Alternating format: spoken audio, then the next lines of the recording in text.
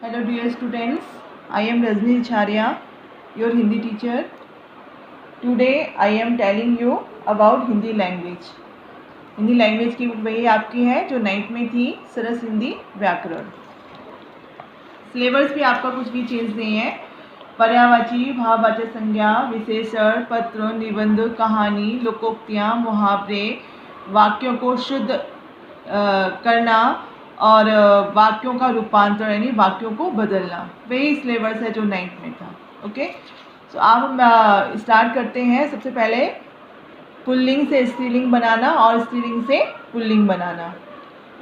कुछ नियमों के अनुसार शब्दों को जब हम स्त्रीलिंग में बदलते हैं तो कुछ नियमों का प्रयोग करना पड़ता है। वो सारे नियम्स आपके बुक में दिए हुए हैं। जैसे आपका है यहाँ पर राजा, राजा का स्त्रीलिंग रानी, बैल गाय, पुरुष स्त्री, विद्वान विदुषी, विधुर विधवा, बहनोई बहन, साधु साध्वी, साला सलहज। लेकिन इसमें ध्यान देने वाली बात यह है कि कुछ शब्द हमेशा स्त्रीलिंग में प्रयोग किए जाते हैं, सदा स्त्रीलिंग में प्रयोग किए जाते हैं। जैसे मक्खी, गिलहरी, मैना, तितली, मछली, दीमक, कोयल आदि।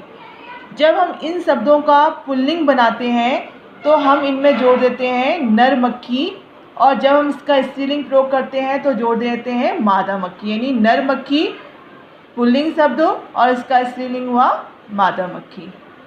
ऐसे ही कुछ शब्द सदा पुल्लिंग होते हैं, जैसे मच्छर, खटमल, चीता, बिच्छू, गरुड़ आदि। इनका भी जब हम स्त्रीलिंग बनाएंगे तो मादा मच्छर और पुल्लिंग बनाएंगे तो नर मच्छर। ठीक है, तो नर मच्छर पुल्लिंग, स्त्रीलिंग में मादा मच्छर, नर खटमल पुल्लिंग, स्त्रीलिंग में मादा खटमल। नदियों के नाम प्रायः स्त्रीलिंग ही होते हैं, जैसे गंगा, यमुना, गोदावरी, कृष्णा, कावेरी आदि, ब्रह्मपुत्र नदी को छोड़कर। ब्रह्मपुत्र नदी अपवाद है, इसका जो नाम है वो पुल्लिंग माना जाता है। इसके बाद आपका है भाववाचक संज्ञाएं बनाना। भाववाचक संज्ञाएं, भाववाचक संज्ञा यानी संज्ञा डिफाइन कि जिन शब्दों के द्वारा हमें किसी व्यक्ति, वस्तु, स्थान का ज्ञान होता है वो संज्ञा कहलाती है। और ये 3 प्रकार की होती हैं, जातिवाचक, भाववाचक और व्यक्तिवाचक। जिसमें से जातिवाचक संज्ञा वो संज्ञा कहलाती है जब हमें जिन शब्दों से हमें पूरी जाति का ज्ञान होता है, किसी व्यक्ति, वस्तु की पूरी जाति का, पूरे समूह का ज्ञान होता है, वो भाववाचक संज्ञा कहलाती है, जातिवाचक संज्ञा कहलाती है। व्यक्तिवाचक संज्ञा जिन शब्दों से हमें जब किसी विशेष व्यक्ति, वस्तु या स्थान का ज्ञान होता है तो वो व्यक्तिवाचक संज्ञा कहलाती है। जैसे रामायण एक धार्मिक पुस्तक है, तो इसमें हमने रामायण एक पुस्तक विशेष का नाम लिया है तो व्यक्तिवाचक संज्ञा कहलाएगी। थर्ड आपकी थी भाववाचक संज्ञा। भाववाचक संज्ञा जिन संज्ञाओं को सिर्फ महसूस किया जाता है, ना तो जिनको हम छू सकते हैं ना जिनको हम देख सकते हैं, सिर्फ जिनको हम अनुभव कर सकते हैं, वो संज्ञाएं कहलाती हैं भाववाचक संज्ञा।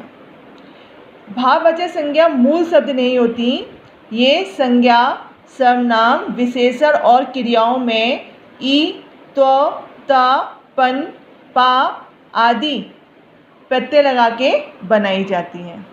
जैसे शब्द है लंबा, प्रत्यय ई लगा, हमारा भाववाचक संज्ञा बना लंबाई। ऐसे ही शब्द है प्रभु, त्व प्रत्यय लगा और भाववाचक संज्ञा बनी प्रभुत्व। पशु, ता प्रत्यय, भाववाचक संज्ञा पशुता। तीखा, पन प्रत्यय, भाववाचक संज्ञा बनी तीखापन। इसी तरह संज्ञा शब्दों से भी भाववाचक संज्ञाएं बनाई जाती हैं। जैसे अतिथि, अतिथि शब्द संज्ञा शब्द है जिससे भाववाचक संज्ञा बनी आतिथ्य। आतिथ्य यानी जब कोई अतिथि, जब कोई मेहमान हमारे घर आता है तो वो संज्ञा, क्योंकि वो अतिथि यानी कि जातिवाचक संज्ञा है, यानी अतिथि के माध्यम से जितने भी अतिथि होंगे उन सबका हमें ज्ञान हो रहा है, तो ये कि जातिवाचक संज्ञा हुई। भाववाचक जब उसका सम्मान कर रहे हैं, सत्कार कर रहे हैं, तो उस सत्कार को वो अतिथि ही अनुभव कर सकता है। ना तो वो उसको देख सकता है, ना ही उसका स्पर्श कर सकता है। सिर्फ वो उसको एहसास कर सकता है कि जो आतिथ्य उसका किया जा रहा है, यानी जो सम्मान या आवभगत उसकी की जा रही है, वो किस तरह से की जा रही है। तो इस प्रकार से अतिथि शब्द का जो भाववाचक संज्ञा हुई वो ही आतिथ्य। ऐसे ही अमर, अमृतो, ईश्वर, ऐश्वर्य, कुमार, कौमार्य, इस प्रकार से आपकी सारी भाववाचक संज्ञा है।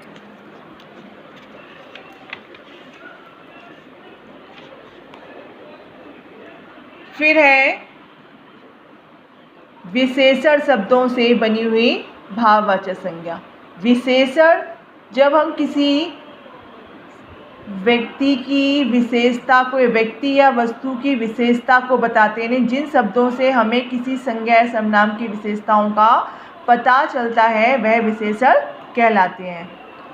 यहाँ पर विशेषण आवश्यक, भाववाचक संज्ञा आवश्यकता, आलसी विशेषण, भाववाचक संज्ञा आलस्य, उचित, औचित्य, एक, एकता, दुष्ट, दुष्टता, दुर्बल, दुर्बलता। विशेषण देखिए, जैसे हम कहें आलसी, वह व्यक्ति बहुत आलसी है, तो उस व्यक्ति की विशेषता है कि वह व्यक्ति आलसी है, ये उस व्यक्ति का विशेषण हो गया। उसकी भाववाचक संज्ञा हुई आलस्य, आज मुझे बहुत आलस्य आ रहा है, उस व्यक्ति को आज बहुत आलस्य आ रहा है। आलस शब्द को सिर्फ हम महसूस कर सकते हैं और वही व्यक्ति महसूस कर सकता है जिसे आलस्य आ रहा हो। तो आलसी विशेषण शब्द, आलस्य उसकी भाववाचक संज्ञा। ऐसे ही उचित विशेषण शब्द, औचित्य भाववाचक संज्ञा। दुर्बल विशेषण, वह व्यक्ति बहुत दुर्बल है, दुर्बलता भाववाचक संज्ञा, उसमें बहुत दुर्बलता है, कमजोरी। कभी कभी व्यक्ति हष्ट-पुष्ट दिखाई देता है, मोटा दिखाई देता है, लेकिन अंदर से वो कमजोर होता है, दुर्बल होता है, तो ये दुर्बलता भाववाचक संज्ञा। इसके बाद है क्रिया शब्दों से बनी हुई भाववाचक संज्ञा। क्रिया, क्रिया अस्ति, अस्तित्व, उलझना, उलझन, उड़ना, उड़ाना, उड़ान, कमाना, कमाई, करना, कार्य। यानी जिन शब्दों से हमें किसी कार्य के करने या होने का ज्ञान होता है वह क्रिया कहलाती है। अस्ति माने होता है, तो अस्ति शब्द क्या हो गया, क्रिया, भाववाचक संज्ञा हो गया अस्तित्व। ऐसी उलझना, किसी से उलझना, हम क्रिया कर रहे हैं उलझ कर, भाववाचक संज्ञा हो गया उलझन। उड़ना, उड़ना भी क्रिया है, भाववाचक संज्ञा हो गई उड़ान। कमाना, किसी काम को हम कर रहे हैं, क्रिया शब्द है, भाववाचक हो गई कमाई। इस प्रकार से सारी क्रिया से भाववाचक संज्ञा बनी है।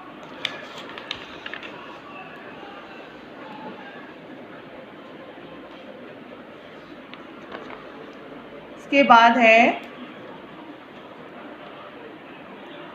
पर्यायवाची शब्द। पर्यायवाची शब्द जब हम किसी एक शब्द को अनेक नामों से बुलाते हैं तो वो कहलाता। तो जब हम किसी शब्द को अनेक, यानी कि जब हम एक शब्द के अनेक नामों से बुलाते हैं तो वो सारे शब्द उसके पर्यायवाची कहलाते हैं। जैसे अंक, अंक को हम गोद भी कहते हैं, नाटक का अंक को भी अंक कहते हैं, संख्या को भी अंक कहते हैं और आलिंगन को भी अंक कहते हैं। ऐसे ही अनार, अनार को हम सुबह दिन भी कह सकते हैं, राम बीज भी कह सकते हैं, शुक्र प्रिय भी, रक्त बीज भी, मधु बीज भी। यानी जब हम किसी एक शब्द को अनेक नामों से बुलाते हैं तो वो सारे शब्द उसके पर्यायवाची कहलाते हैं। अंधकार, अंधकार, अंधेरा, तिमिर, ध्वान, तम। अवनति, गिरावट, पतन, अधोगति। अंतःपुर, हरम खाना, जनान खाना, रनिवास। अग्नि, अनल, पावक, ज्वाला, आग। अमृत, पीयूष, सुधा, अमी, सोम। अहंकार, अभिमान, दर्प, मान, घमंड। ये पर्यायवाची शब्द हैं।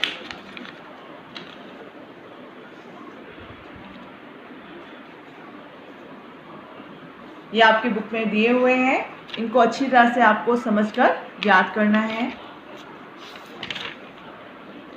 जितना आप इनको याद कर सकते हैं, जितना इनको आप समझ सकते हैं उतना करिए, क्योंकि ऐसा कोई लिमिट नहीं है इसकी कि नहीं ये यहाँ से लेके इतने तक ही पूछे जाएंगे। इसलिए आप जितना इनको सीख सकते हैं, जितना आप उनका ज्ञान प्राप्त कर सकते हैं, करने की कोशिश करिएगा। फिर इसके बाद है वाक्यांश। वाक्यांश या अनेक शब्दों के लिए एक शब्द। जो जीता ना जा सके, अज्ञेय। जो कम ज्ञान रखता हो, अल्पज्ञ। जो दिखाई ना दे, अदृश्य। जो समय बीत चुका है, जो समय बीत चुका हो, अतीत। जो खाने योग्य ना हो, अखाद्य। जो पहले पैदा ना हुआ हो, अग्रज। ये सारे आपके वाक्यांश दिए हुए हैं आपकी बुक में, ये सभी आपको लर्न करने हैं।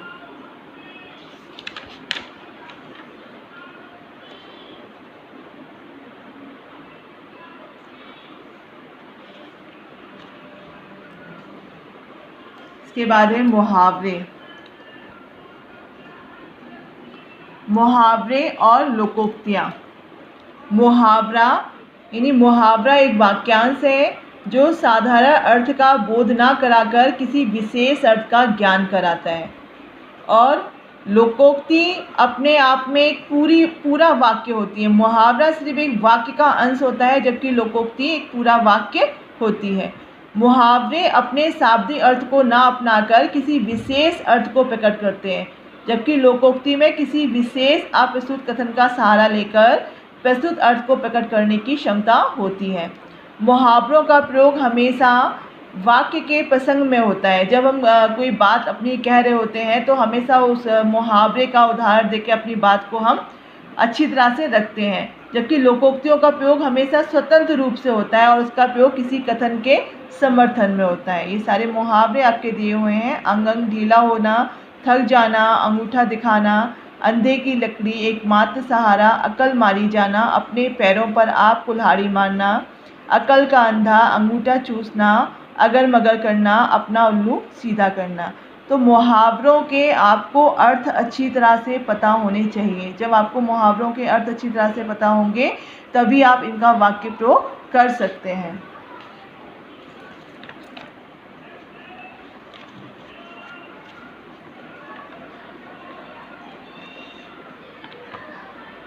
इसके अलावा आपके विलोम शब्द भी हैं। विलोम शब्द इनको भी आपको लर्न करना है। अधम, उत्तम, अंतरंग, बहिरंग, अतिवृष्टि, अनावृष्टि, अनुरक्त, विरक्त, अपमानित, सम्मानित। ये सारे आपके बुक में दिए हुए हैं जो आपको अच्छी तरह से याद करने हैं। विलोम शब्द उन्हें कहते हैं जब हम किसी शब्द का उल्टा अर्थ यानी किसी भी साकार शब्द का जो है एक उल्टा अर्थ निकालते हैं तो वो विलोम शब्द कहलाता है।